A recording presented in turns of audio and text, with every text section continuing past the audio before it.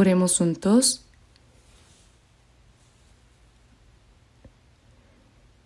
Padre Dios misericordioso que nos ama, te damos gracias por llamarnos primero entre muchas personas en este mundo, por salvarnos y distinguirnos de manera santa, y por ayudarnos y guiarnos siempre con tu gran gracia, tu palabra y el poder del Espíritu Santo, para que te sirvamos y vivamos obedeciendo al proclamar el Evangelio dentro de tu iglesia donde obras. Te damos gracias porque en este momento nosotros, redimidos por la preciosa sangre del Señor, nos hemos reunido delante de ti para alabar tu gracia y amor, aprender de tu palabra y tener comunión. Creemos que en este tiempo también estás entre nosotros. Inclina tu mirada sobre cada uno de nosotros y con tu misericordiosa mano establece a cada persona más perfectamente renovada y fortalecida. Este mundo se ha vuelto cada día más malvado y caótico. Sin tu ayuda y tu guía, inevitablemente caeríamos en los pecados del mundo. Te suplicamos que nos sostengas con la mano de tu palabra, amor y poder para que podamos vivir dignamente como hijos tuyos y solo para tu voluntad y tu gloria, protégenos y ayúdanos. Te pedimos también que cuides de los hermanos y hermanas que no pueden participar juntos en este momento, donde quiera que estén, y que les concedas un corazón que confíe más en ti y se acerque a ti. Señor, te pedimos que estés y obres con todas nuestras iglesias en todo el país y con las muchas iglesias alrededor del mundo y con todos los hermanos y hermanas que aún en medio de dificultades guardan la fe y predican el Evangelio con tu palabra, gracia y el poder del Espíritu Santo para que puedan testificar con más valentía de tu Evangelio, aumentando día a día la obra de salvación y para que vivan para tu voluntad y tu gloria sin faltarles nada. Señor, que nos das la palabra necesaria a su debido tiempo y nos enseñas el camino a seguir, ayúdanos a comprender y conocer la palabra que deseas manifestarnos en este momento y tu santa voluntad. Oramos en el nombre de nuestro Señor Jesucristo. Amén. Busquemos en la Biblia. Vamos a buscar Efesios capítulo 3. Efesios capítulo 3.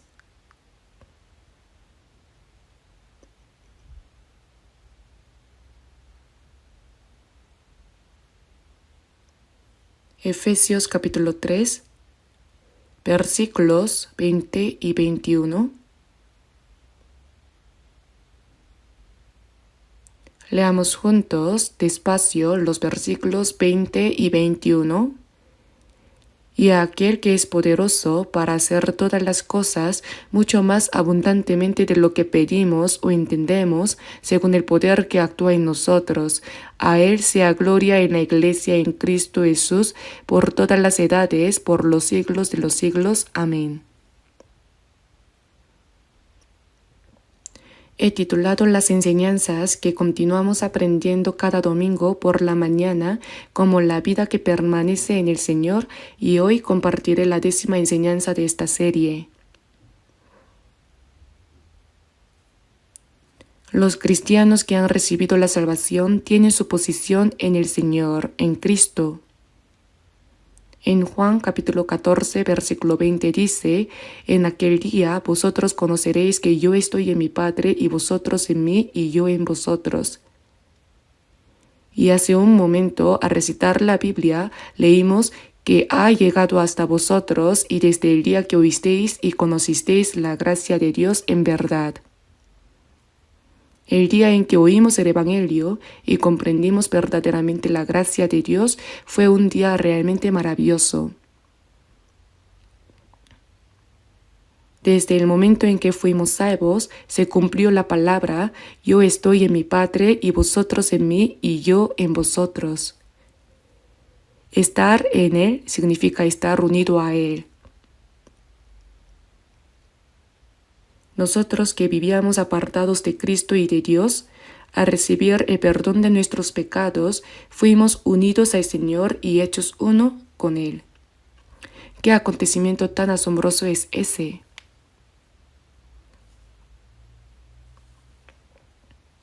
Por eso los cristianos que han recibido la salvación ahora llevan una vida que permanece en el Señor. En la Biblia la expresión en el Señor aparece innumerables veces y estamos aprendiendo, conforme a la Biblia, cómo es la vida que permanece en el Señor.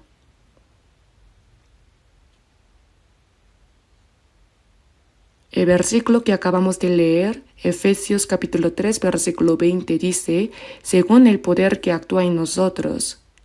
Aquí menciona en nosotros, refiriéndose a los santos que han sido salvos. Jesús dijo, vosotros pues oraréis así, Padre nuestro que estás en los cielos. Los que pueden llamar a Dios Padre nuestro son los santos nacidos de nuevo. Además, en Romanos capítulo 14, versículo 7 dice, porque ninguno de nosotros vive para sí y ninguno muere para sí. Pues si vivimos, para el Señor vivimos, y si morimos, para el Señor morimos. Así pues, sea que vivamos o que moramos, del Señor somos. Este nosotros se refiere a los santos que han recibido la salvación. Ninguno de nosotros vive para sí. ¿No es una palabra verdaderamente asombrosa?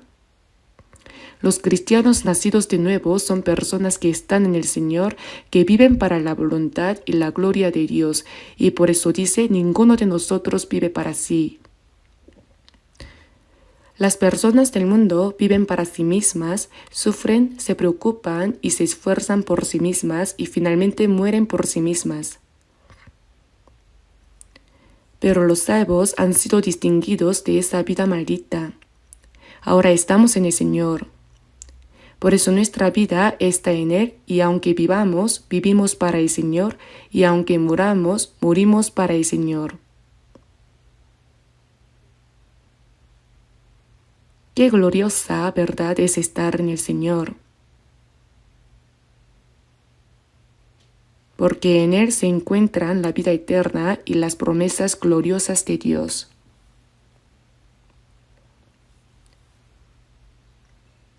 Por eso aquí dice, según el poder que actúa en nosotros. Nosotros los cristianos que hemos nacido de nuevo, la multitud unida por el Espíritu Santo, dice, según el poder que actúa en nosotros. Como está escrito en Filipenses capítulo 2 versículos 6 al 7, el cual siendo en forma de Dios, no estimó el ser igual a Dios como cosa a que aferrarse, sino que se despojó a sí mismo, tomando forma de siervo, hecho semejante a los hombres. Jesús no es un hombre, eres el Creador igual a Dios. Pero para salvar el espíritu y el alma del ser humano, dejó el lugar de igualdad con Dios y se hizo como hombre. Se manifestó en forma humana. Nació del cuerpo de una mujer y vivió durante 30 años como hijo de un pobre carpintero, igual que los demás. Probablemente nadie habría podido saber que él era el Cristo, el Hijo de Dios.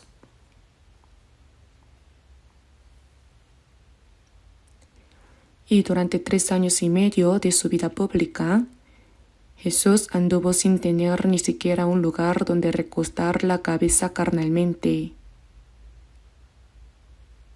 Durante el día, enseñaba la palabra fuera de la ciudad o frente al templo de Jerusalén, y por la noche dormía en el monte de los Olivos, recibiendo el rocío frío. Durante esos 3 años y medio sufrió verdaderamente muchas dificultades.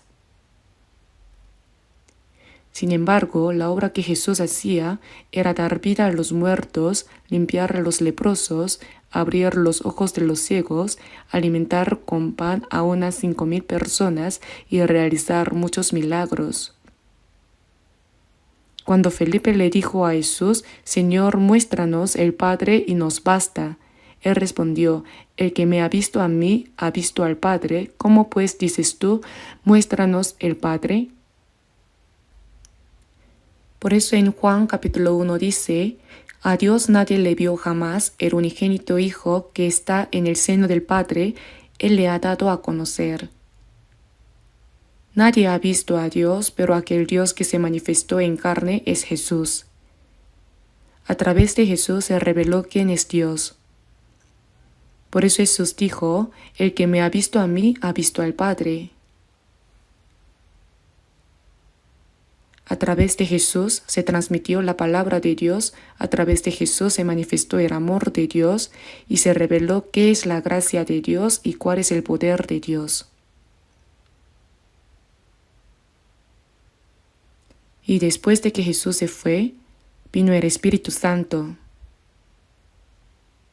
Los santos que habían sido salvos, al comprender la gracia de Dios, creyeron en la promesa de que cuando Jesús se fuera, vendría el Espíritu Santo, y así 120 personas oraban fervientemente en Jerusalén.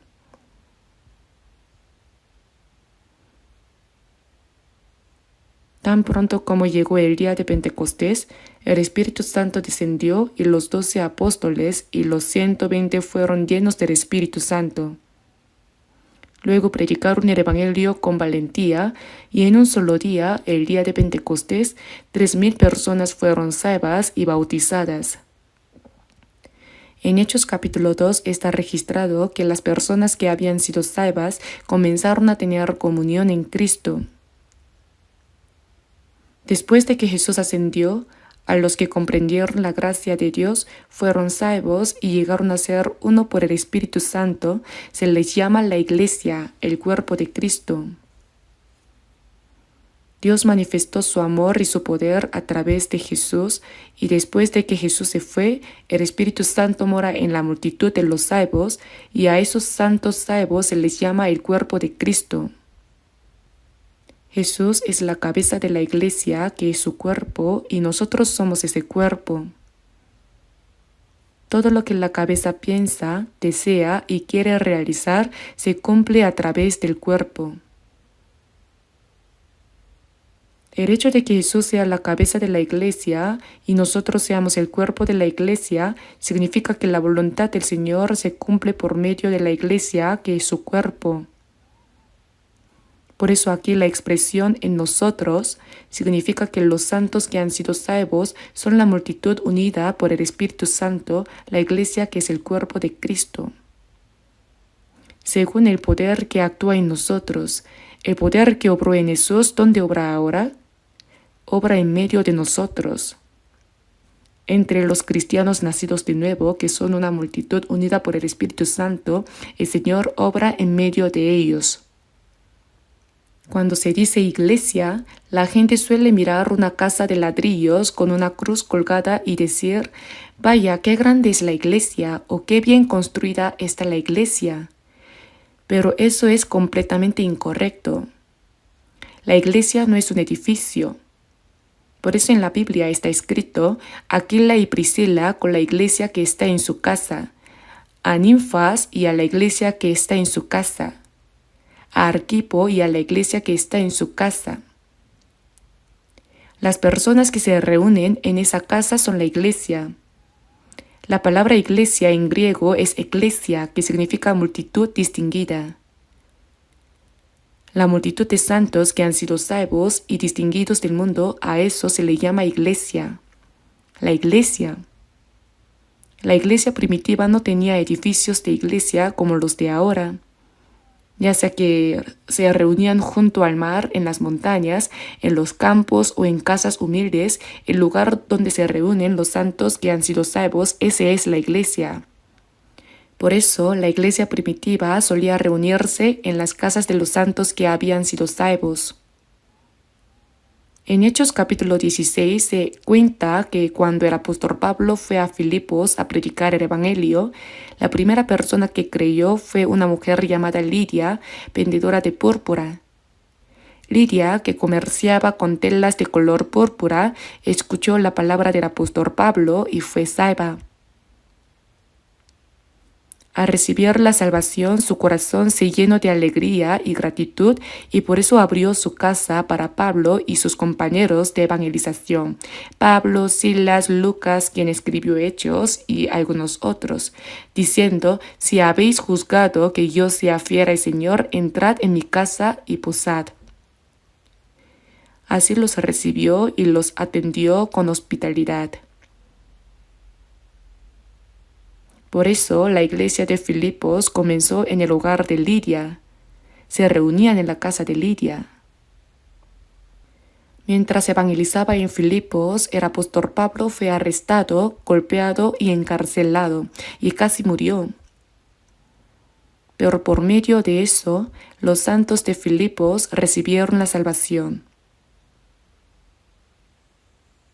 La iglesia de Filipos, en todo lugar a donde iba el apóstol Pablo, nunca apartó su corazón de él, sino que enviaba a una persona llamada Epafrodito, manteniendo comunicación constante y ayudando al apóstol Pablo.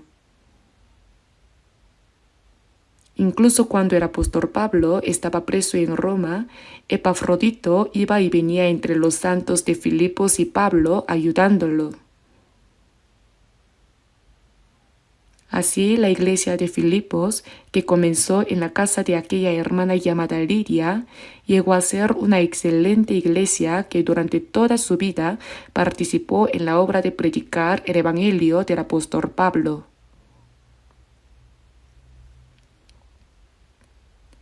No solo la iglesia de Filipos, sino que también la iglesia primitiva comenzó en los hogares. Saludad a Ninfas y a la iglesia que está en su casa. Priscila y Aquila, que predicaban el evangelio junto con Pablo, abrieron su casa para que los santos se reunieran. Aquila y Priscila con la iglesia que está en su casa. Es la multitud de los santos que han sido salvos. Ya sea en una playa solitaria, en medio de las montañas o en una casa de techo de paja, hay que saber que ese lugar es la iglesia. Las personas son la iglesia. Y esa iglesia es el cuerpo de Cristo. El Señor está en medio de ella y obra en medio de ella. El Señor que anduvo por la tierra de Israel resucitando a los muertos, limpiando a los leprosos y abriendo los ojos de los ciegos, manifestó el poder de Dios a través de esas obras.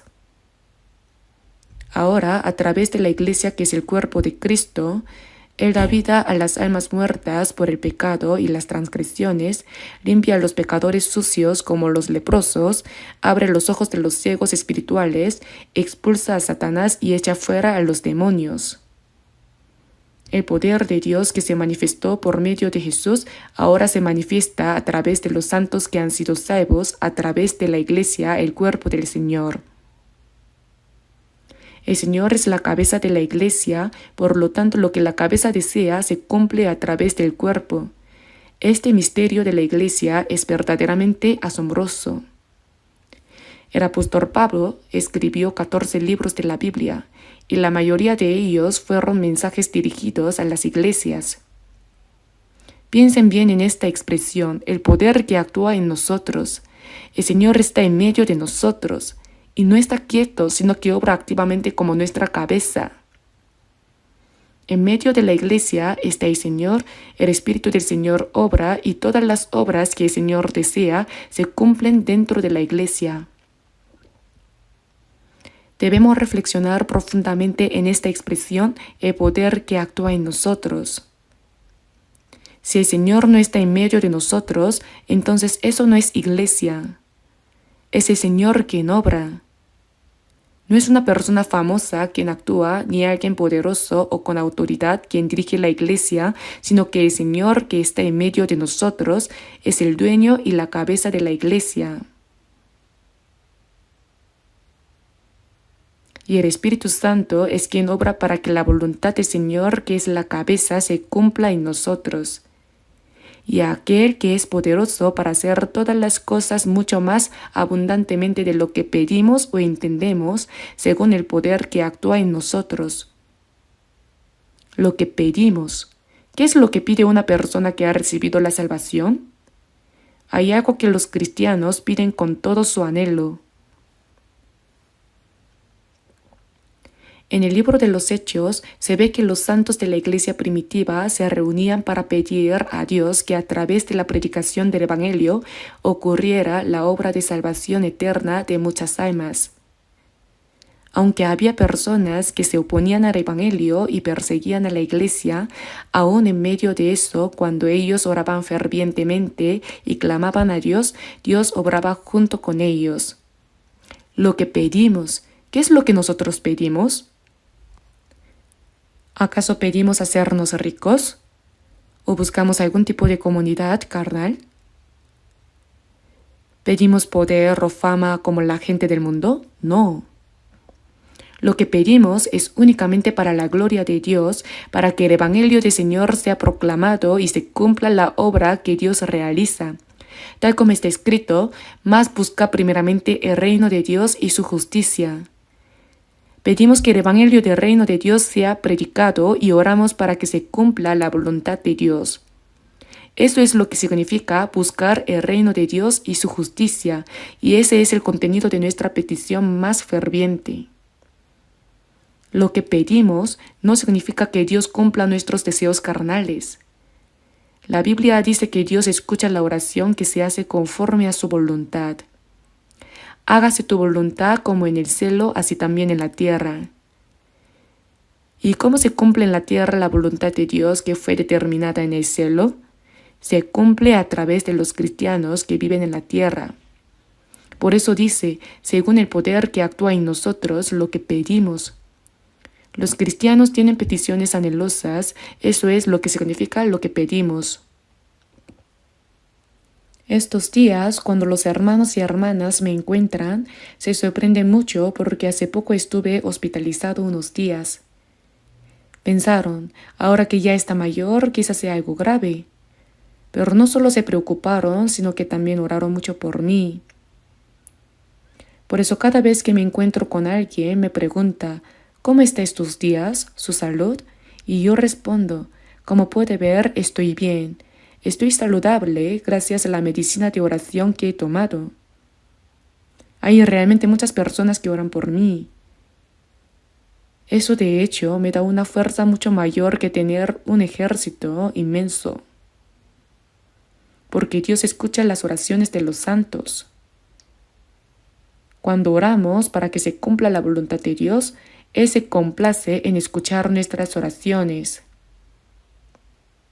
Pedid y se os dará. Él dijo que si pedimos, nos dará. Las oraciones hechas conforme a la voluntad de Dios, Él ciertamente las cumplirá. ¿Sobre qué es lo que oramos nosotros? Oramos para que se cumpla la voluntad de Dios, para que el Evangelio sea predicado y al ser salvadas más almas se convierta en gozo y gloria para Dios. Nuestra oración es una sola, únicamente una. Aunque nuestro cuerpo se encuentre en cualquier situación, eso lo encomendamos a Dios y si buscamos su reino y su justicia, Él dijo que se hará cargo de lo que nuestro cuerpo necesite. Por eso encomendamos nuestro fardo a Dios y tomamos el fardo de Dios. Intercambiamos eso con el Señor. Por eso, aquel que es poderoso para hacer todas las cosas mucho más abundantemente de lo que pedimos o entendemos, según el poder que actúa en nosotros. Lo que oramos y pensamos con fervor. ¿Qué piensan los cristianos? No piensan en las cosas vanas de este mundo. Dejamos todas esas cosas aparte y oramos con fervor para que la voluntad de Dios y su obra se cumplan y cuando siempre pensamos en eso en nuestro corazón, Él hace todas las cosas abundantemente, mucho más abundantemente. Aquel que es poderoso para hacer todas las cosas mucho más abundantemente de lo que pedimos o entendemos. Él dijo que puede hacer mucho más abundantemente de lo que pedimos. Al leer esta palabra, ¿qué les parece? ¿No se conmueve el corazón? Dios está en medio de nosotros. Él escucha nuestras oraciones. es aquel que es poderoso para hacer todas las cosas mucho más abundantemente de lo que pedimos o entendemos. Es aquel que realiza esa obra.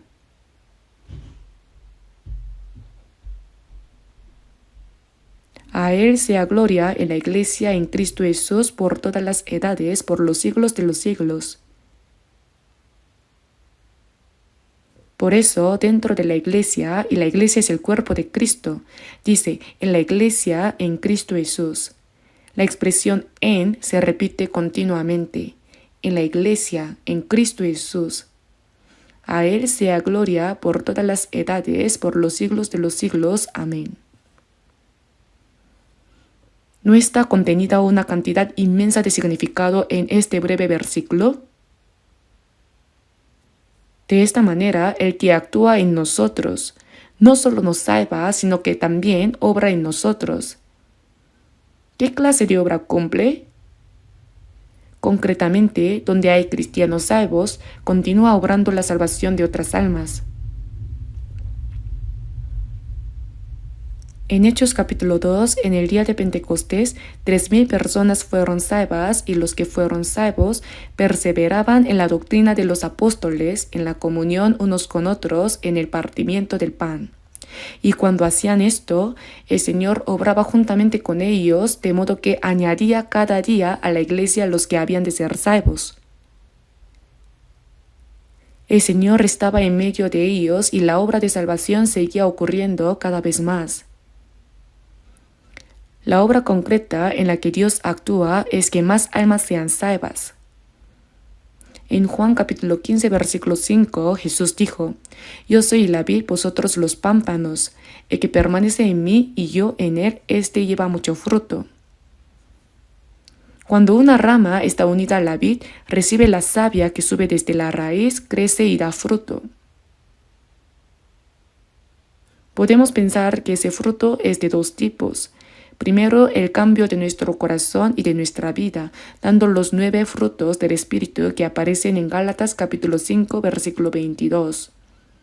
Y segundo, hacia afuera, el que se añadan más personas salvas, lo cual también es fruto. Por eso, a los que son salvos se les llama fruto. Saludad a Efeneto, amado mío, que es el primer fruto de Acaya para Cristo. La persona salva es el fruto. Por eso, el que permanece en mí y yo en él, éste lleva mucho fruto, porque separados de mí nada podéis hacer. Separados del Señor no podemos ser guiados por el Espíritu Santo, ni vivir una vida cristiana correcta, ni predicar el Evangelio para salvar las almas de las personas. No podemos hacer nada. Así como una rama que se separa de la vid se seca, separados del Señor no podemos hacer nada. Cuando estamos unidos al cuerpo del Señor, que es la Iglesia, Jesús es la vid y nosotros somos los pámpanos. Nosotros somos el cuerpo del Señor y el Señor es nuestra cabeza. Debemos ser un cuerpo unido a la cabeza. ¿De qué serviría un cuerpo que no tiene cabeza? Jesús es la cabeza y el cuerpo de Cristo con el que Él obra no es un cuerpo que duerme, sino un cuerpo que actúa.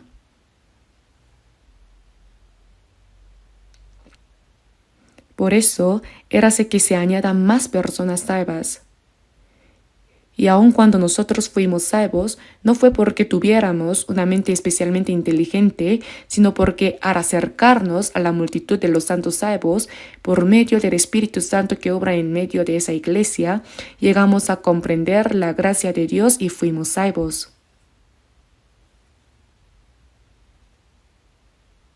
Así como cuando Jesús extendía su mano, los muertos revivían, los leprosos eran limpiados y los ciegos abrían los ojos, de la misma manera, dentro de la multitud de los santos que han sido salvos estaba el poder del Señor, y cuando alguien se acercaba a ellos, se manifestaba el poder de Dios que hacía revivir al alma muerta y limpiaba al pecador inmundo semejante a un leproso.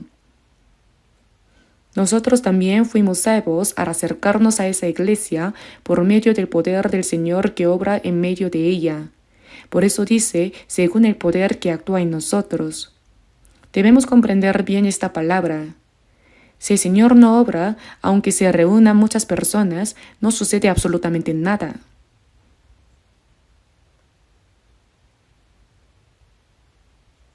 Y ahora veamos Efesios capítulo 4. Desde el versículo 1 hasta el versículo 6.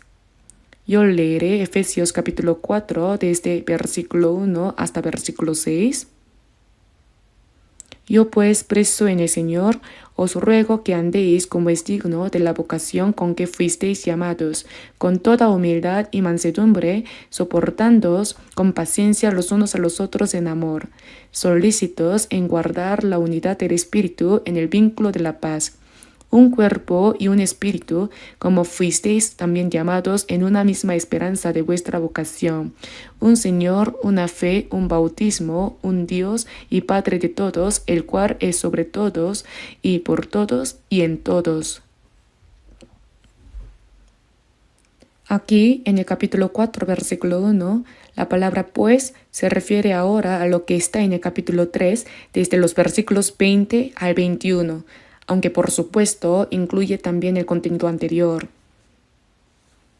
Aquel que es poderoso para hacer todas las cosas mucho más abundantemente de lo que pedimos o entendemos, según el poder que actúa en nosotros. Porque Dios obra poderosamente. Dice, yo pues preso en el Señor os ruego. Cuando el apóstol Pablo escribió estas palabras, estaba encarcelado en Roma. Mientras estaba preso en Roma, envió este mensaje a la iglesia de Efeso. Yo pues, preso en el Señor, os ruego que andéis como es digno de la vocación con que fuisteis llamados. El haber sido llamado se refiere a haber recibido la salvación. En Isaías capítulo 44, versículo 22 dice, yo deshice como una nube tus rebeliones y como niebla tus pecados. Vuélvete a mí porque yo te redimí. El vuélvete a mí es el llamado del Señor. En el Salmo capítulo 50, versículo 1 dice, el Dios de dioses, Jehová, ha hablado y convocado la tierra, desde el nacimiento del sol hasta donde se pone. El hecho de que esta palabra sea proclamada es la voz de Dios que nos llama. Por eso dice, andéis como es digno de la vocación con que fuisteis llamados. Haber sido llamados significa haber sido salvados. Dios nos llamó y fuimos salvos. Por eso debemos andar de manera digna del llamado con que Dios nos ha llamado, de la obra de salvación que Él ha hecho en nosotros. ¿Qué significa eso? En el hecho de que Él nos haya salvado hay un propósito de Dios. Entre los muchos propósitos, uno de los más preciosos es formar la iglesia que es el cuerpo de Cristo.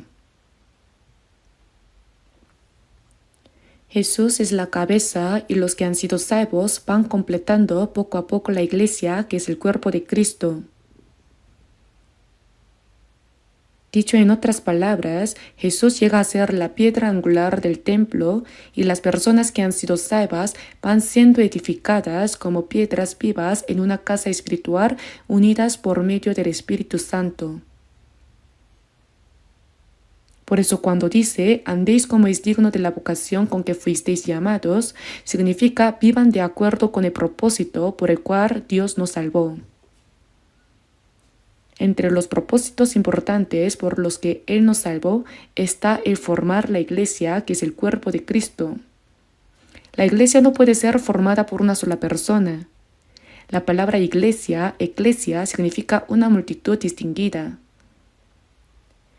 Por eso, andéis como es digno de la vocación con que fuisteis llamados, quiere decir que fuimos salvados para que se forme el cuerpo de Cristo y hay una obra que Dios realiza a través de ese cuerpo. Esto nos enseña que conociendo eso, debemos andar de manera digna conforme a la voluntad de Dios que Él desea. Y en el versículo 2 dice, con toda humildad y mansedumbre. Esta humildad y mansedumbre son el carácter del Señor. En Mateo capítulo 11, versículo 29 dice, Llevad mi yugo sobre vosotros y aprended de mí, que soy manso y humilde de corazón. Si miramos la palabra mansedumbre en el diccionario, aparece con el significado de tratar con amabilidad o algo similar. No es un significado incorrecto, pero la mansedumbre de la que habla la Biblia no significa esto, sino que se refiere a una actitud de someterse silenciosamente a la voluntad de Dios. En Isaías capítulo 53 versículo 7 dice: como cordero fue llevado al matadero, y como oveja delante de sus trasquiladores, enmudeció y no abrió su boca. Los animales, cuando son llevados al matadero, lo saben. El buey, por ejemplo, llora intentando no huir. Y los otros animales también saben que van a morir. Pero la oveja, incluso cuando va a morir, va en silencio, simplemente sin resistirse. Como cordero fue llevado al matadero, y como oveja delante de sus trasquiladores, enmudeció. He visto matar ovejas varias veces. En Yanji, China, mientras evangelizábamos, alguien dijo: comamos carne de cordero una vez. Entonces una persona compró una oveja. Era una oveja grande y dijo que me mostraría cómo la mataban, así que me mostró. Fue la primera vez que lo vi. Solo le ataron las patas delanteras de manera algo floja. Pusieron un recipiente como una tina y colocaron la cabeza de la oveja sobre él. Luego, al clavarle el cuchillo en el cuello, la sangre empezó a salir abundantemente, pero no se resistió. Solo emitió un gemido y derramó lágrimas y luego murió. Me dio algo de pena. Me pareció compasiva. Si fuera otro animal, hubiera habido un gran alboroto. Incluso las gallinas, cuando les cortan la cabeza, ¿sabían que corren por todos lados sin cabeza, chorreando sangre? Los otros animales no mueren de manera tan dócil. Gritan de todas las formas y se retuercen desesperadamente. Pero la oveja, incluso al morir, permanece en silencio. También vi cómo mataban ovejas en Australia y vi cómo les esquilaban la lana. La oveja tenía la lana y con una máquina de esquilar se la pasaban. Pero en un momento, al hacerlo un poco más, le hicieron una herida y la sangre comenzó a correr. Aún así, la oveja no se movía. Si la giraban, se dejaba girar así, y permanecía quieta como si estuviera muerta. Y cuando terminaban de esquilarla, quedaba completamente desnuda. Recién entonces, al darle un pequeño golpe, salía corriendo de un salto. Hasta que terminan de quitarle toda la lana, la oveja parece muerta. Como cordero fue llevado al matadero, y como oveja delante de sus trasquiladores enmudeció y no abrió su boca. Así fue Jesús. Parece que Dios creó a las ovejas así para describir a Jesús. Aun muriendo, permanecen en silencio. Cuando Jesús fue condenado injustamente a muerte, tampoco dijo ni una palabra. No dijo: ¿qué pecado he cometido? ¿Por qué quieren matarme? No lo hizo porque Él vino para morir. Nadie me la quita, sino que yo de mí mismo la pongo. Jesús no dijo nada porque entregó su vida voluntariamente para salvarnos. Habiendo sido condenado injustamente a muerte, los soldados romanos golpearon a Jesús con varas, le abofetearon el rostro con las manos y escupieron en su cara, pero aún así Jesús no expresó ni una sola palabra de protesta. Incluso cuando moría en la cruz, oró por aquellos que lo estaban matando. Eso es mansedumbre. La mansedumbre es, en silencio, obedecer la voluntad de Dios. En Filipenses capítulo 2 versículo 8 dice: haciéndose obediente hasta la muerte. Porque morir era la voluntad de Dios, obedecer hasta la muerte. Eso es mansedumbre. Cuando sabemos que algo es la voluntad de Dios y obedecemos su palabra en silencio, sin quejas, sin murmuración, sin resistencia, esa obediencia silenciosa es lo que se llama mansedumbre, ¿saben? Soy manso y humilde de corazón. La humildad es humillarse completamente delante de Dios, reconociendo que uno está en una posición en la que debe someterse absolutamente. Por eso dice, con toda humildad y mansedumbre. Así cuando obedecemos la voluntad de Dios, debemos hacerlo con el corazón del Señor. En Filipenses capítulo 2 versículo 5 dice, haya pues en vosotros este sentir que hubo también en Cristo Jesús. Se nos dice que debemos tener el corazón de Cristo que se sometió hasta la muerte, un corazón manso y humilde. Por eso Jesús dijo, llevad mi yugo sobre vosotros y aprended de mí, que soy manso y humilde de corazón, y hallaréis descanso para vuestras almas. Debemos llevar el yugo del Señor que es manso y humilde. ¿Y qué es ese yugo? Es la cruz que Jesús llevó. En el himno que el coro cantó hace un momento, había un contenido sobre llevar la cruz y seguir al Señor. Si alguno quiere venir en pos de mí, niéguese a sí mismo. Se debe abandonar sus planes, sus deseos, su terquedad, sus pensamientos y tomar su cruz. Es sufrimiento. Como el Señor llevó la cruz, nosotros no podemos seguirlo de manera ligera. También hay sufrimiento en seguir al Señor, hay sacrificio. Tome su cruz y sígame. Lleva mi yugo sobre vosotros y aprended de mí. Mientras seguimos al Señor, aprendemos de Él. Pero aprender no significa quedarse quietos, cerrar los ojos y simplemente meditar. No se aprende así. ¿Puede uno convertirse en un conductor ejemplar solo encerrándose con llave y memorizando un libro titulado ¿Cómo ser un conductor ejemplar? No, no puede. Si uno ya aprendió lo básico, debe sentarse al volante, encender el motor y comenzar a conducir.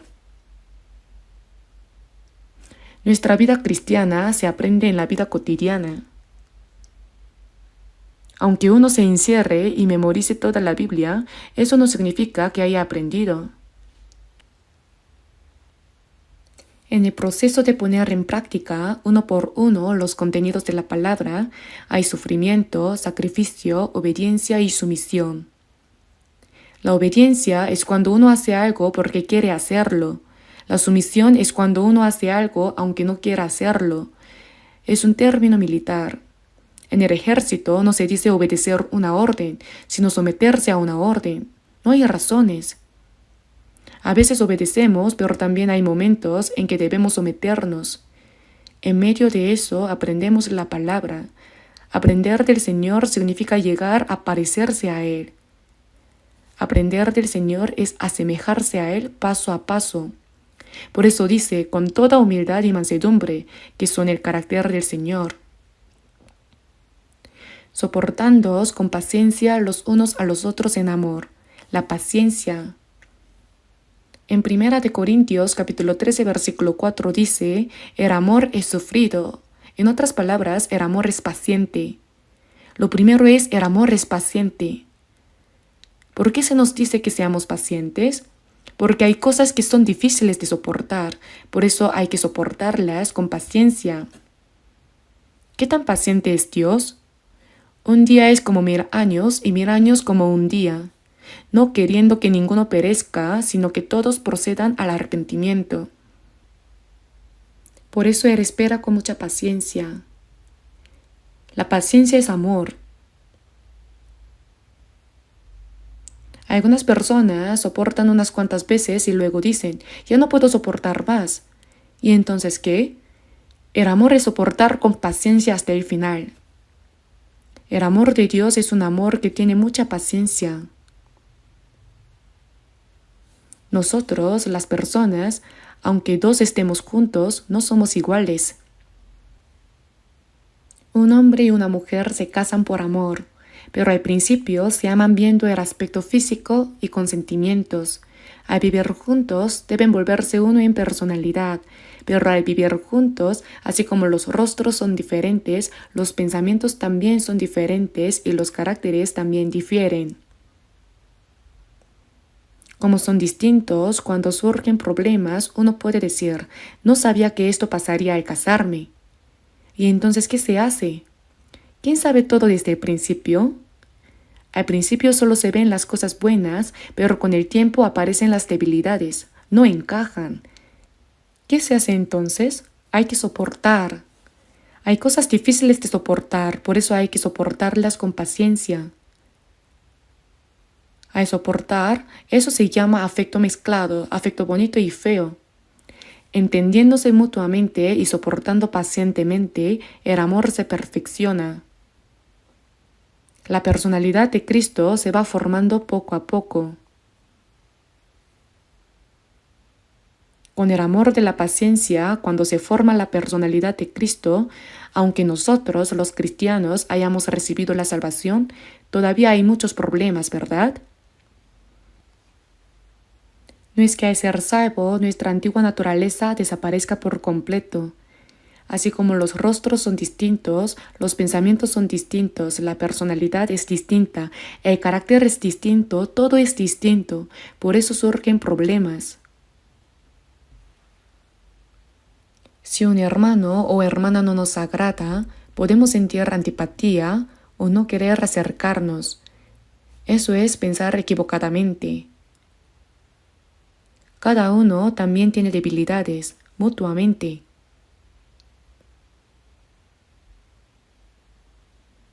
Por eso, así como el Señor nos recibió, nosotros debemos recibirnos unos a otros.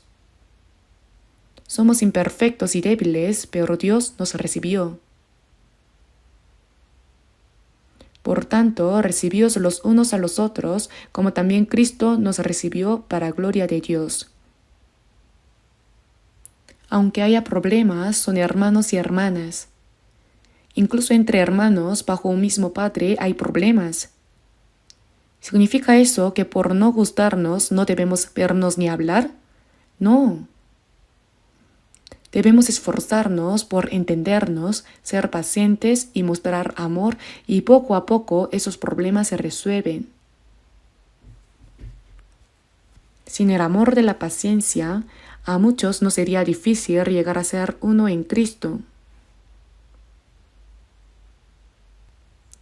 Hacia el Señor debemos actuar con mansedumbre y humildad en obediencia, hacia las personas con paciencia. Las personas salvas, los santos, también tienen muchos problemas en lo carnal. Por eso si se hace mal, los hermanos y hermanas pueden pelearse, odiarse y surgir varios efectos secundarios.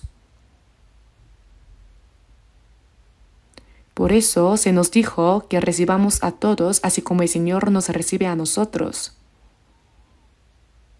El Señor nos perdona y nos recibe a todos con su gran gracia y amor.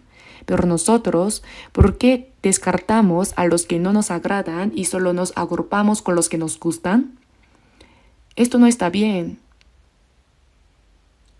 Como el corazón del Señor, nosotros también necesitamos ensanchar nuestros corazones para abarcar a todos. Por eso, soportándoos los unos a los otros en amor. Para que la iglesia se forme, para que muchos de nosotros lleguemos a ser un solo cuerpo, ¿no debemos soportarnos unos a otros? Soportándoos, solícitos en guardar la unidad del Espíritu en el vínculo de la paz. En el vínculo de la paz, nos hemos unido por el vínculo del amor. Hay himnos que dicen eso. Por el vínculo de la paz se logra la paz con Dios y las personas que han logrado la paz con Dios logran paz entre sí. Paz o tranquilidad. El vínculo de la paz, ¿qué es eso? Es el amor. El amor une mediante la paz.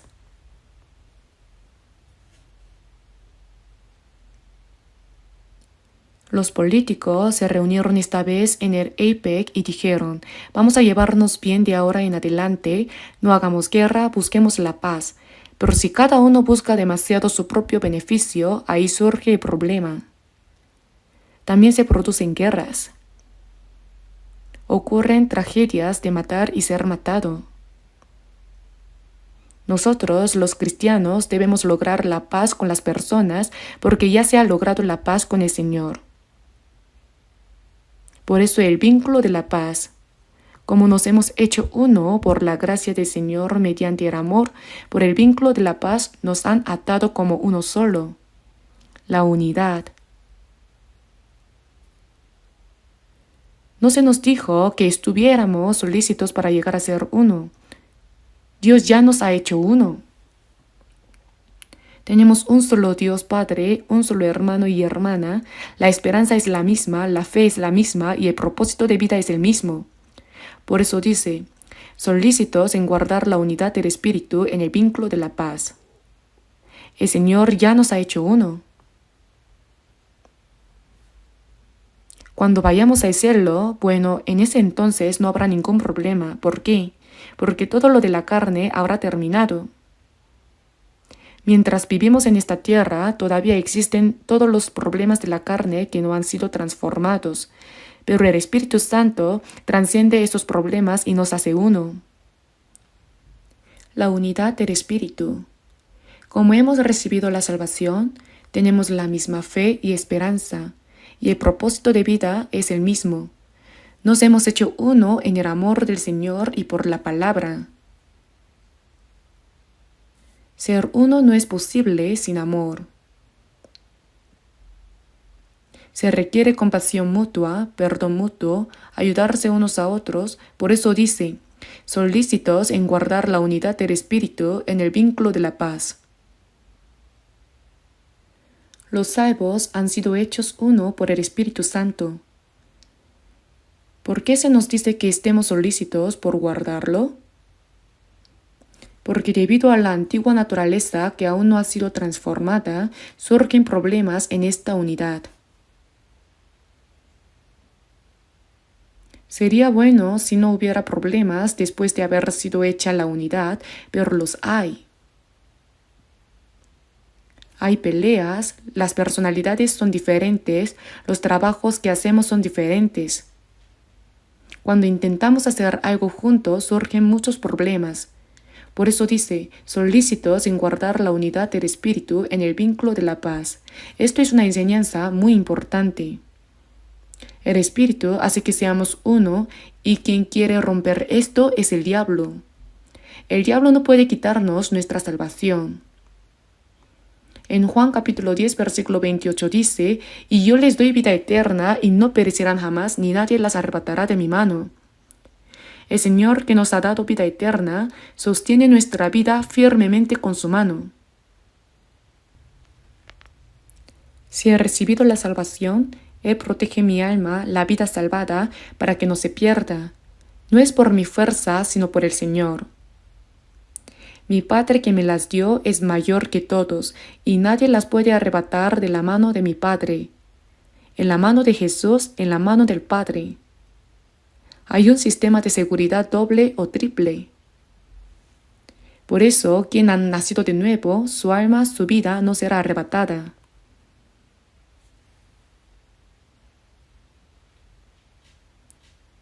El diablo no puede arrebatar nuestra salvación, pero puede dispersar a los que han sido salvados, ¿saben? Hace que nos dividamos por todos los problemas de la carne. Por eso dijo, solícitos en guardar, esforzarse por guardar. En el huerto de Edén, Dios puso a Adán, lo puso en el huerto de Edén para que lo labrara y lo guardase. Y lo de guardar lo dijo porque hay problemas. ¿Qué significa guardar tu nación? Que hay invasores. ¿Qué significa guarda tu casa? Que existen ladrones. ¿Qué significa guarda tu salud? Que de un pequeño descuido puede aparecer la enfermedad. Lo de guardar significa que si Dios nos mandó a hacerlo es porque sabía que habría problemas. Así también solícitos en guardar la unidad del espíritu. Si no somos cuidadosos, esa unidad puede ser destruida. El diablo utiliza nuestra vieja naturaleza, que aún no ha sido transformada, para hacer que los hermanos que deberían amarse se odien entre sí y divide a aquellos que deberían estar unidos.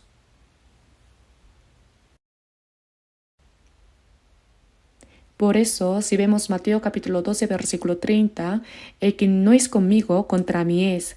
El Señor es quien nos reúne. Él continuamente nos reúne junto con Él. Cuando somos salvos, nos reúne y las personas salvas, mientras nuestra fe crece continuamente en la palabra, nos hacemos uno. Cuando la fe crece cada vez más y las personas se vuelven maduras, no se separan, porque tienen la personalidad del Señor. Pacientes como el Señor, mansos y humildes como el Señor, y si solo esas personas se reúnen, no hay ningún problema. Las personas cuya fe todavía es inmadura tienen más asuntos de la carne.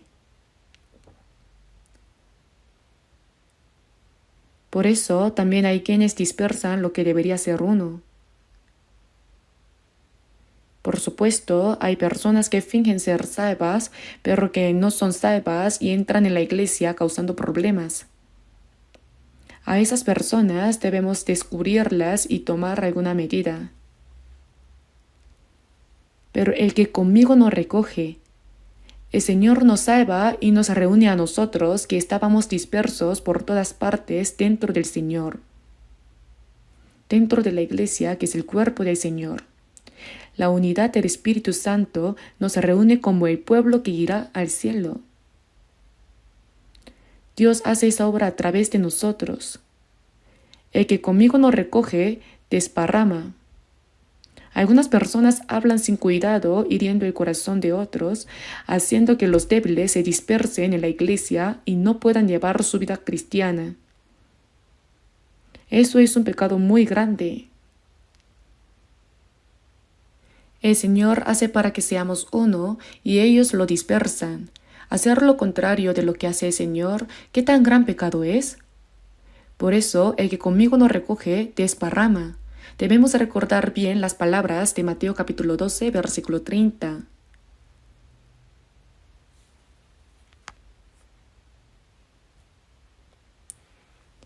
Por eso, así como los pámpanos están firmemente pegados a la vid, nosotros debemos estar firmemente pegados dentro de la iglesia, que es el cuerpo del Señor.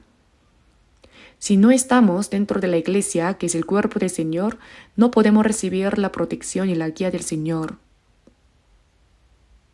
Debemos continuar recibiendo la protección, el gobierno y la guía del Señor, y para eso debemos estar dentro de la iglesia, que es el cuerpo del Señor. Si estamos afuera, el Señor no puede hacer nada. ¿Hay algún problema pequeño? Si no nos gusta algo y nos vamos de la iglesia, ¿qué pasa? Hay un padre y una madre que nos dieron a luz. Hay hermanas, hermanos, tíos, tías, hay una familia. Y si nos vamos de la familia porque no nos gusta algo, ¿qué pasa? Nos convertimos en huérfanos y vagabundos. Si nos vamos de la iglesia porque no nos gusta algo, no solo no recibiremos la protección y el gobierno del Señor, sino que nos convertiremos en un huérfano espiritual. No se puede saber si esa persona ha recibido la salvación o no, y luego, ¿qué pasa con su vida cristiana? Se convierte en un vagabundo espiritual. Se debe aprender y crecer dentro de una familia normal para que se forme su carácter, pero si no es así, se convierte en un vagabundo. Se convierte en un huérfano y en un vagabundo. Entonces surge un problema. No debe ser así. Entonces, estar dentro de la iglesia y solícitos en guardar la unidad del espíritu es realmente una enseñanza muy importante, aunque no nos guste del todo. ¿Acaso todos los que han sido salvados se han unido perfectamente porque todo les agrada al 100%? No. Nuestro corazón también debe ser amplio como el del Señor. Aunque tengamos muchos problemas, el Señor nos ha recibido. Sin embargo, a veces pensamos que por ver que alguien tiene algún problema, podemos ignorar a esa persona como si no tuviera nada que ver con nosotros, como si no lo aceptáramos. Ojalá ese hermano o hermana desapareciera. Si no tenemos cuidado, podemos llegar a pensar así, aunque riamos. No debemos tener ese tipo de pensamiento. Sea cual sea el problema, debemos ensanchar nuestro corazón y sostener a esa persona para que no tropiece con el amor del Señor. Veamos brevemente Juan capítulo 10.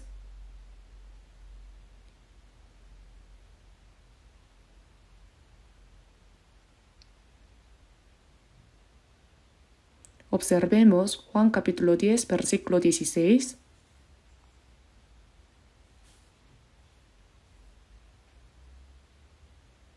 Juan capítulo 10, versículo 16. También tengo otras ovejas que no son de este redil, aquellas también debo traer y oirán mi voz y habrá un rebaño y un pastor. Jesús dijo, otras ovejas que no son de este redil, ovejas y redil, ¿entienden verdad? Las ovejas que están dentro del redil. ¿Pero qué significa otras ovejas que no son de este redil? Los primeros santos salvos fueron todos judíos.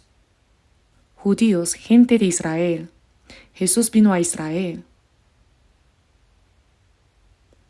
Y los 3000 que fueron salvos en Pentecostés también eran casi todos judíos. Pero Jesús dijo, otras ovejas que no son de este redil son los gentiles. En Jerusalén, en toda Judea, en Samaria y hasta lo último de la tierra. También debemos predicar el evangelio a los gentiles. Las otras ovejas que no son de este redil se refieren a los que serán salvos entre los gentiles en el futuro, a quienes llamo otras ovejas. También tengo otras ovejas, aquellas también debo traer.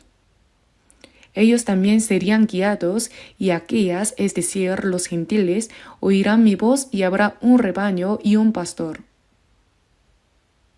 Los gentiles también serían salvos, escucharían la palabra del Señor y serían un solo rebaño con un solo pastor. El pastor principal es Jesús. El pastor que nos guía es Jesús. Algunas personas dicen, usted pastor es el pastor, ¿verdad? Bueno, es algo parecido, pero no es lo mismo. El Señor es el pastor principal y la persona que predica la palabra es un pequeño pastor que realiza la obra del Señor en lugar del pastor principal.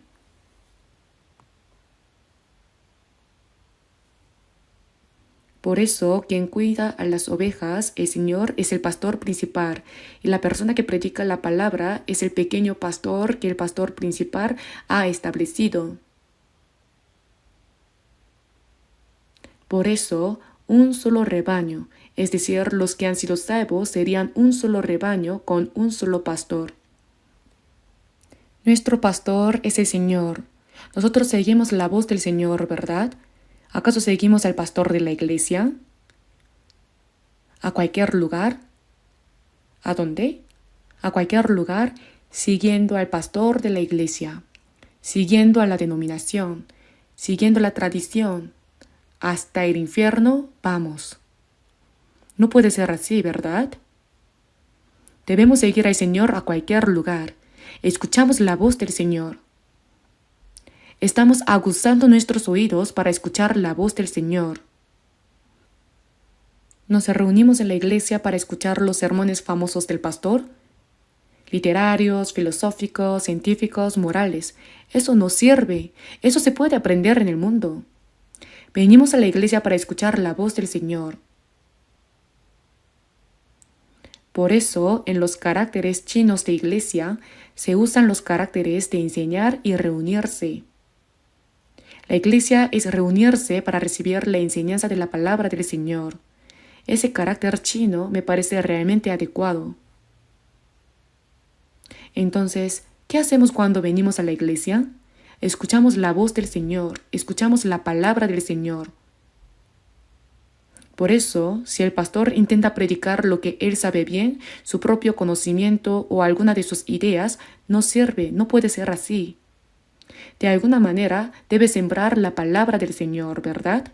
La palabra del Señor. Y oirán mi voz y habrá un rebaño.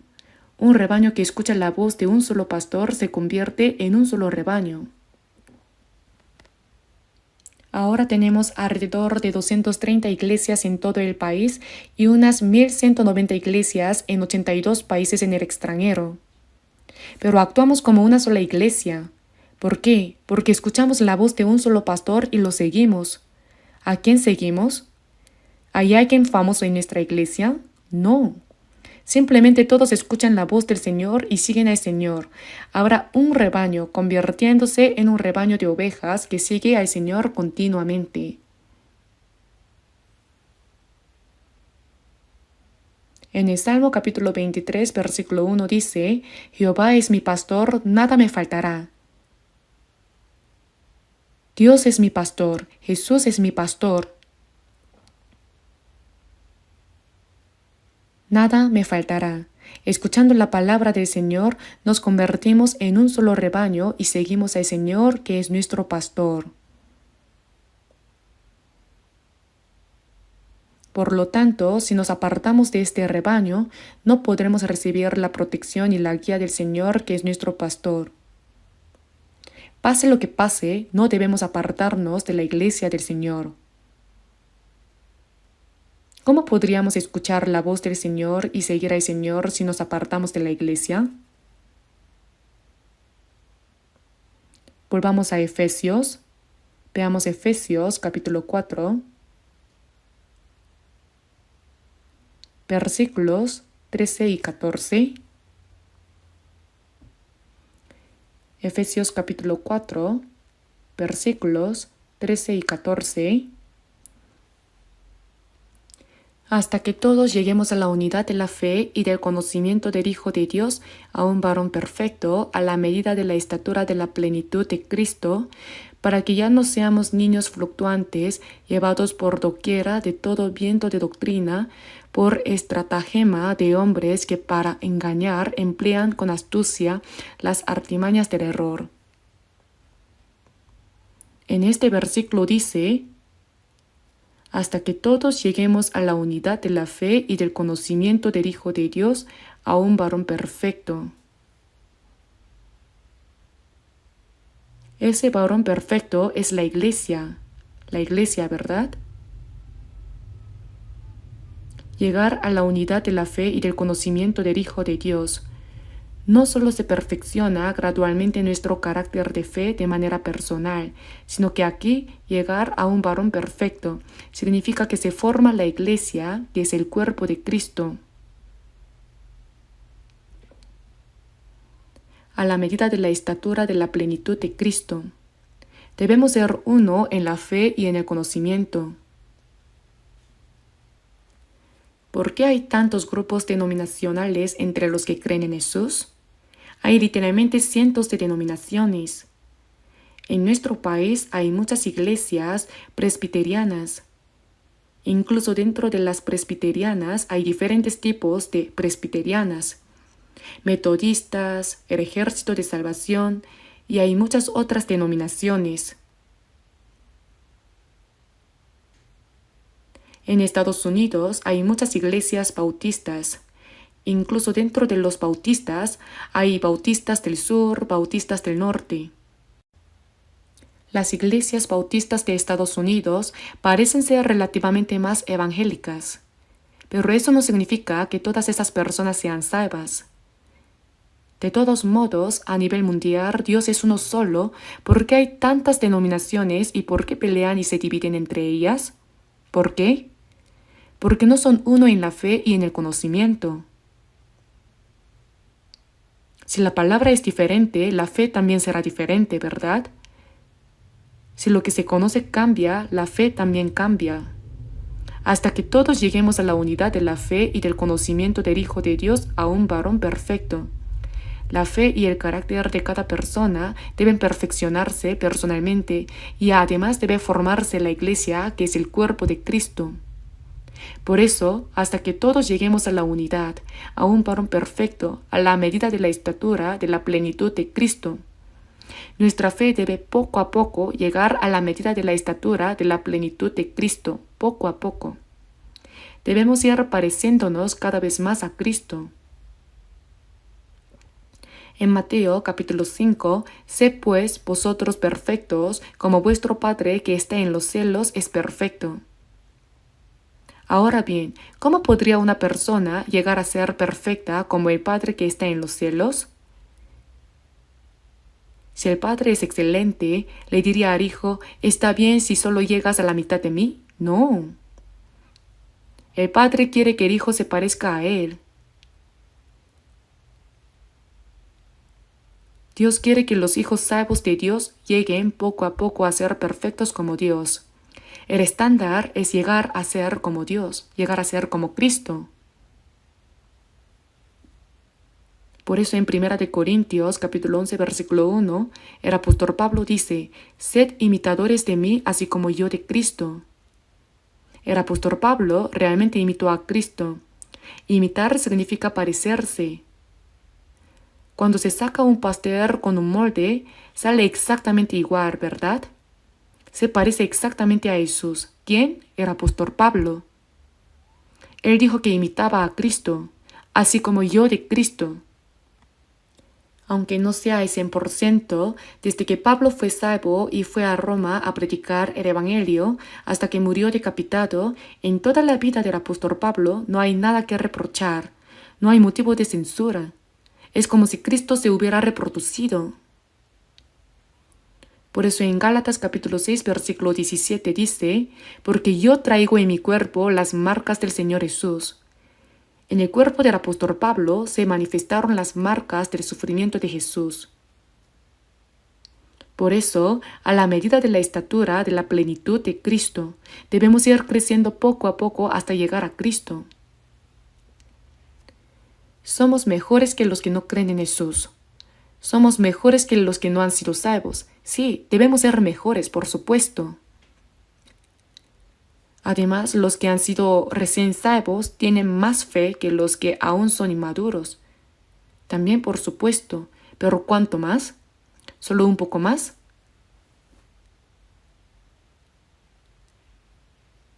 El cuerpo, con un año y otro, crece. La edad avanza y gradualmente madura, ¿verdad? Pero la fe puede quedarse como un niño inmaduro. La fe debe crecer. Lo que decimos, lo que pensamos y lo que hacemos debe crecer también. En 1 Corintios capítulo 13 dice, mas cuando ya fui hombre dejé lo que era de niño. Cuando nuestra fe crece poco a poco, debemos dejar atrás lo que hacíamos cuando éramos niños. Yo creo que nuestra iglesia ha madurado mucho ahora, en general. Cuando nuestra iglesia comenzó, era realmente ruidosa. Cuando nos reuníamos, todos gritaban y discutían siguiendo su propio criterio y terquedad. Cuando nos reuníamos, el corazón me latía fuerte. ¿Qué pasaría ahora? Pero ahora, por mucho que nos reunamos para deliberar, todo es tranquilo. No hay nadie que cause problemas. Si se propone hacer algo, todos dicen sí y lo siguen. Cuando decimos hagamos misión mundial, ¿cuánto dinero se necesita para la misión mundial? El año pasado escuché que a través de la Oficina General de la Iglesia de Seúl se enviaron 18.200 millones de wones para la misión mundial. Yo no sé quién hizo qué ofrenda. Yo tampoco lo sé muy bien. Yo también intento hacerlo, pero no sé cuánto dio cada persona. ¿Se enfatiza que deben dar ofrendas? No, lo hacen por sí mismos. Cuando la vida cristiana crece después de la salvación, ¿lo hacen porque se les dice que deben hacerlo? No. Las personas maduras buscan por sí mismas lo que deben hacer, ¿verdad? ¿Quién le ordena a una persona madura que haga algo? Lo hace por sí misma. Tampoco llevamos la vida cristiana porque alguien nos ordene que lo hagamos. Ahora lo hacemos con un corazón alegre por nuestra cuenta. ¿Qué pagaré a Jehová por todos sus beneficios para conmigo? Cuando pensamos en la gracia del Señor, aunque muriéramos 100 veces por Él, no podríamos pagarla. Pero aunque no podamos morir 100 veces, al menos una vez debemos vivir para el Señor, ¿verdad? Por eso lo hacemos con un corazón alegre. Mi tiempo, mi material, mi libertad, mi felicidad, todo puedo entregarlo al Señor. Dios le dio a Abraham a su hijo Isaac a los 100 años. En aquel tiempo Isaac habría tenido unos 14 años, creciendo muy bonito. Abraham tenía muchas riquezas, además de su esposa anciana, pero aún más importante ahora su amado hijo Isaac. Algo que no podía cambiar por nada, más valioso que su propia vida. Y entonces, ¿qué le dijo Dios? En Génesis capítulo 22 dice, «Toma ahora tu hijo, tu único Isaac, a quien amas, y vete a tierra de Moría y ofrécelo allí en holocausto sobre uno de los montes que yo te diré». Como cuando se sacrifica un cordero en el fuego, esta vez le dijo que ofreciera a su hijo Isaac, su hijo único amado. ¿Ustedes qué piensan? ¿Acaso Abraham dijo, Dios, ¿no dijiste que a través de Isaac harías que mi descendencia sea tan numerosa como las estrellas del cielo, y ahora me dices que lo mate y lo ofrezca? ¿Se volvió loco Dios? Yo no puedo hacer eso. Además, debo discutirlo con mi esposa. Necesito tiempo para pensar. Pero si se hubiera pensado, ¿qué buen pensamiento habría podido salir de eso? Si se lo decía a su esposa, ella podría haber respondido, parece que Dios también se volvió loco. Escuchaste mal, primero mátame a mí. ¿Qué se hubiera podido hacer entonces? No se hubiera podido hacer. Pero Abraham dijo sí. Respondió inmediatamente y se levantó de madrugada. Vamos al monte Moriah. No debía discutir. No debía retrasar el tiempo. Temprano en la mañana se levantó. Vamos al monte Moriah. En la portada del libro de vida que salió esta vez se ve a Isaac atado, solo las manos atadas. Lo recostó sobre la leña, sacó el cuchillo, listo para matar a su hijo único Isaac. Dibujaron esa imagen. El hermano que dibujó eso lo hizo muy bien. Justo estaba a punto de apuñalarlo. Si se hubiera demorado un segundo, lo habría hecho. Pero Dios dijo, ¡alto! Abraham, Abraham. ¿Qué tan urgente era? Dios lo llamó 2 veces. Está bien. Porque ya conozco que temes a Dios, por cuanto no me rehusaste tu hijo, tu único. Pasó la prueba. Dios a veces nos pone a prueba, ¿saben? Dios no necesitaba poner a prueba el corazón de Abraham. Él lo sabía todo. ¿Pero era necesario probarlo de esa manera? Sí. Dios conoce nuestro corazón, pero quiere ver que eso se manifieste en acción. No basta con amar al Señor en el corazón y decir que viviremos por Él. Debe mostrarse en la realidad. Hijitos míos, no amemos de palabra ni de lengua, sino de hecho y en verdad. Abraham ofreció a su hijo único Isaac a Dios. Dios entregó a su hijo único, Jesús, para morir en la cruz por pecadores como nosotros. Entonces, ¿qué no podríamos hacer por el Señor? Si nuestra fe crece, podemos hacerlo, como Abraham. Una persona cuya fe ha crecido no necesita que le digan que haga algo. Lo hace voluntariamente y sabe lo que debe hacer.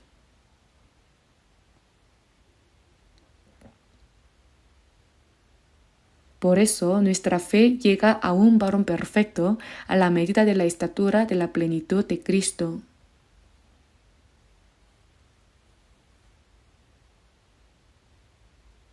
En Efesios capítulo 4 versículo 14 dice, para que ya no seamos niños fluctuantes, llevados por doquiera de todo viento de doctrina, por estratagema de hombres que para engañar emplean con astucia las artimañas del error.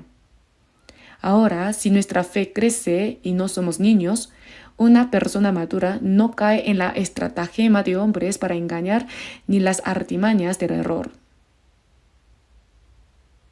¿Saben cuántas tentaciones hay para derribar a un santo salvo? A veces vienen a través de amigos cercanos, a través de la familia. Hay muchas artimañas del error.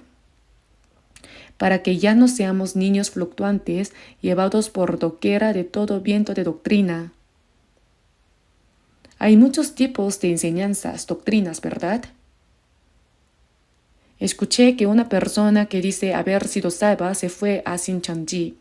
Y yo digo, eso es un cero absoluto, no es salvación. ¿Acaso una persona salva iría a Xinjiang? ¿A un grupo así? Están locos. Ponen a un anciano moribundo como líder y dicen que no morirá. Hay muchas enseñanzas heréticas de todo tipo. Incluso dentro de lo que se considera ortodoxo hay herejías, ¿lo saben? Dicen que es ortodoxo y mucha gente lo sigue, pero en realidad es herejía. Si hablo más de esto, podría haber problemas, así que lo dejo ahí. Todo lo que impide la salvación y es falso, eso es herejía, ¿verdad? Llevados por doquiera de todo viento de doctrina. No debemos dejarnos llevar de un lado a otro. Ahora leamos juntos Efesios capítulo 4 versículo 15, sino que siguiendo la verdad en amor, crezcamos en todo en aquel que es la cabeza, esto es Cristo.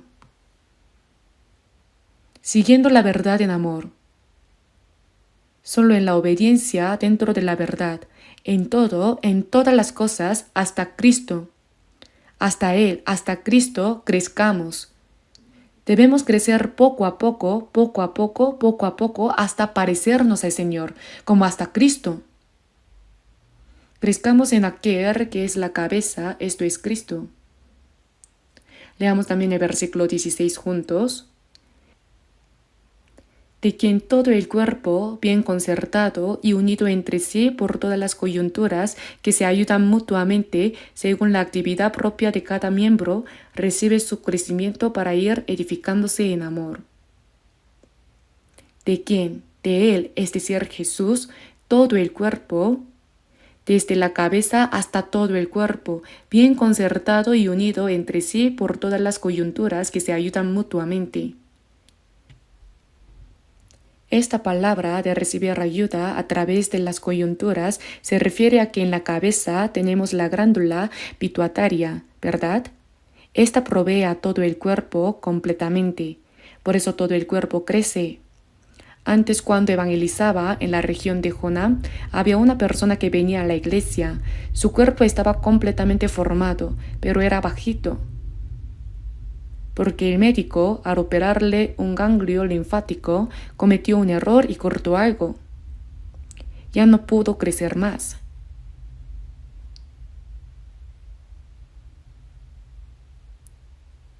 De la misma manera, si no tenemos cuidado, aunque alguien haya sido salvado hace mucho tiempo, su fe puede no crecer en absoluto. Eso no debe pasar. ¿Cómo crece todo el cuerpo? La ayuda del Señor no viene directamente a mí. Deben saber eso. Viene a través de las coyunturas, ¿lo saben? Es suministrada desde la raíz. Los pámpanos salen del tronco de la vid y se unen a otros pámpanos vecinos para crecer. Este cuerpo también recibe ayuda a través de las coyunturas. La ayuda de la cabeza llega a un miembro y luego a otro miembro. Deben saber que la ayuda del Señor viene a mí a través de los hermanos y hermanas salvos. Todos nos estamos ayudando mutuamente. bien concertado y unido entre sí por todas las coyunturas que se ayudan mutuamente, comunicándose unos con otros y uniéndose según la actividad propia de cada miembro. La actividad propia de cada miembro se refiere a lo que la mano debe hacer, lo que el pie debe hacer. Según la actividad propia de cada miembro, recibe su crecimiento para ir edificándose en amor. ¿Qué es la actividad propia de cada miembro? Hay algo que puedo hacer. Lo que puedo hacer es el don que me ha sido dado, la actividad propia de cada miembro. No debemos intentar hacer algo que no podemos hacer. ¿Puede la mano decir, como la boca come, yo también voy a comer, y ponerse a manipular torpemente la comida? La boca tiene su función, la mano tiene su función, el pie tiene su función. Lo que hace la mano, el pie no puede hacerlo. Lo que hace el pie, la mano no puede hacerlo. Debemos encontrar lo que podemos hacer naturalmente. Lo que no podemos hacer, no debemos intentarlo. Lo que podemos hacer naturalmente, esa es la medida de nuestra fe, según la actividad propia. Luego, a medida que la fe crece, la Iglesia se edifica por sí misma en amor. Por eso es la vida de permanecer en el Señor. Hoy debo terminar aquí. No saben cuán valiosa es la vida dentro de la Iglesia, la vida que permanece en el Señor.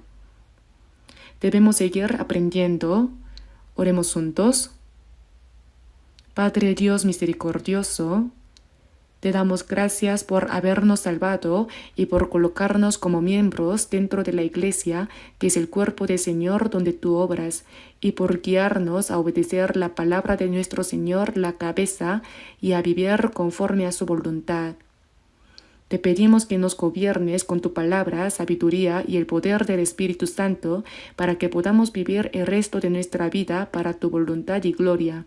Oramos en el nombre de nuestro Señor Jesucristo. Amén.